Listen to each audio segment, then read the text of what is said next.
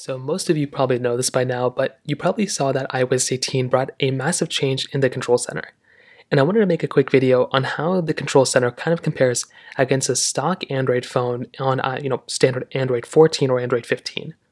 Now, if we swipe down from the side of both these particular phones, you can see this is what the control center looks like on both these particular devices.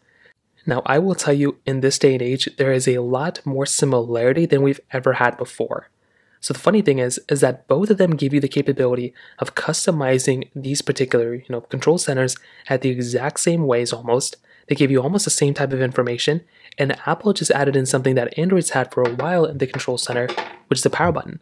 So if you look in the bottom right corner on stock Android, you can see that there's a dedicated power button right here. You can also jump straight into your settings, but that power button allows you to quickly power off your phone and restart your phone.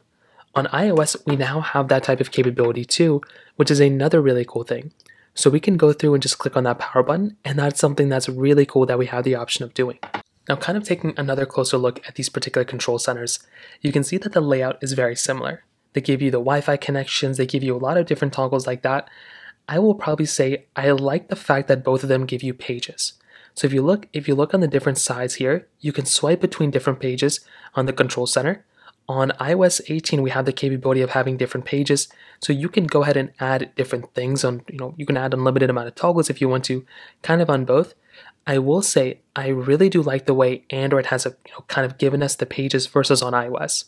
So on the control center on Android, if we swipe up from the bottom, it can take us back into our notification panel here, and then we can swipe up and come back to our home screen.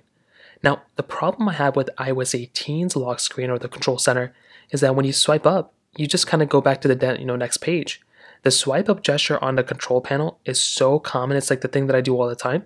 So now we have to actually grab the gesture bar at the bottom and swipe up.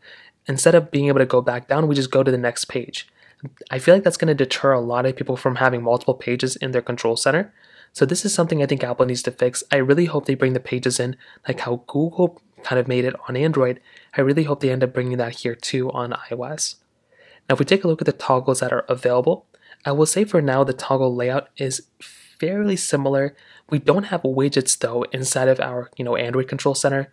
So you can see we just have a bunch of these toggles. We don't necessarily have the widgets as you probably would expect, but we do have a lot of cool amount of toggles that are available. On iOS, these are basically all the toggles that are available as of this point. Then they get broken down into these different areas. But for the most part, all of them that you're probably ever going to see are right here. Then you can probably just scroll down and get access to more of them if you want to. But that is kind of one thing. I mean, I think there's going to be more toggles added over time, but that's kind of one thing to keep in mind here. Now, one thing that I do like here too is that iOS kind of breaks down these toggles in different areas.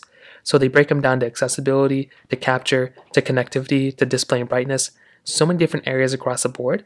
Whereas on stock Android, it is basically just these different toggles that are just kind of broken down to the ones you probably need, more popular ones. And then they're location based and other ones like that. When you add a toggle, you can go and add it just by clicking on them on basically both of them. So for one of the flashlight one, I can click on flashlight. So basically the ones I don't have are down here. I can drag and drop them. So I can, let's say I want the color inversion one. I can drag and drop it right here. On iOS, we click on it and then it gets added here. And then we can go and drag and drop it to a different side of the page if we want to.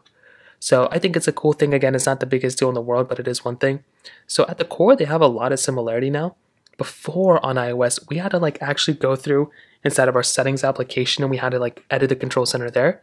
And now there's a lot more layout that are very similar between both. Funny enough though, there's still not a sound option that I saw.